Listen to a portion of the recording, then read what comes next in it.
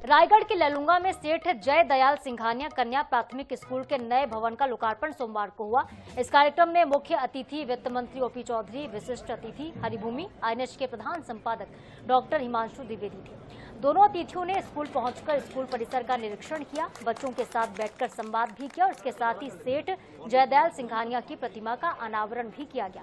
छात्रों को संबोधित करते हुए वित्त मंत्री ओपी चौधरी ने कहा कि जयदयाल फाउंडेशन के द्वारा आधुनिक सुविधाओं से युक्त इस स्कूल का निर्माण कराया गया है। शहर के बीचों बीच करोड़ों की जमीन पर स्कूल तैयार हुआ है। इससे मिडिल, हाई और हायर सेकेंडरी तक अपग्रेड करने की योजना है। मुख्यमंत्री से बात करके इसे आगे बढ़ाया जाएगा ताकि ललुंगा को शैक्षणिक रूप से मजबूत किया जा सके। जबकि हरिभूमि और आईएनएच के प्रधान संपादक डॉक्टर हिमांशु द्विवेदी ने कहा कि मैं संस्कार से अभिभूत हूं, जिसमें एक बच्चा अपनी बहनों को स्कूल लाने ले जाने के काम में शामिल रहा और आज प्रदेश में विशिष्ट पहचान बन चुका है। ऐसे में ओपी सिंघानिया और उनका परिवार अपने गांव से आज भी भावनात्मक रूप से जुड़ा हुआ है। ये केवल सराहना नहीं बल्कि अनुकरण का विषय है।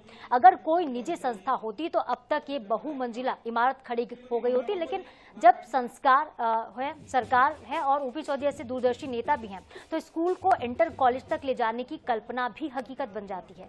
आपको बता दें कि सिंघानिया परिवार की ओर से स्कूल का पुनर्निर्माण करीब 50 लाख रुपए की लागत से कराया गया है। आज जयदयाल फाउंडेशन द्वारा यहाँ पर स्कूल, सरकारी स्कूल का एक बहुत ही उत्कृष्ट तरीके से निर्माण कराया गया है उनके फाउंडेशन के द्वारा।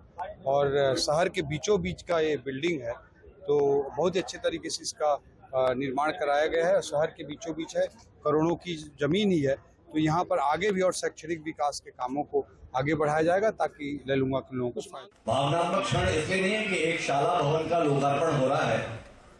मैं उस संस्कार को देखकर कृतज्ञ हूँ, अभिभूत हूँ, जिसमें एक बच्चा जिसने कभी इस स्कूल में अपना समय गुजारा, अपनी बहनों को लाने ले जाने में समय बिताया और जो यहाँ की मिट्टी से निकलकर पूरे छत्तीसगढ़ में अपनी एक विशिष्ट पहचान बना पाया, जिनका नाम ओपी सिंघानिया है।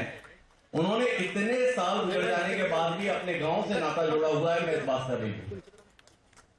अमूमन लोग निकल जाने के बाद अपने अतीत की ओर मुड़कर नहीं देखते, पर अगर सिंघानिया परिवार अपने गांव के प्रति इतना संवेदनशील है तो ये हम सबके लिए केवल सराहना का नहीं बल्कि अनुकरण का विषय है। हमें ये सोचना चाहिए, हमें ये विचार करना चाहिए कि जिन्होंने हमें बनाया है या जिस मिट्टी से उठकर हम बने हैं, वहां के लिए कुछ बन जाने के बाद हम क्या कर पाए।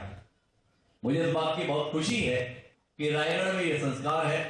मैं अतीत में ओपी चौधरी जी को इस संवेदना के साथ देखता था।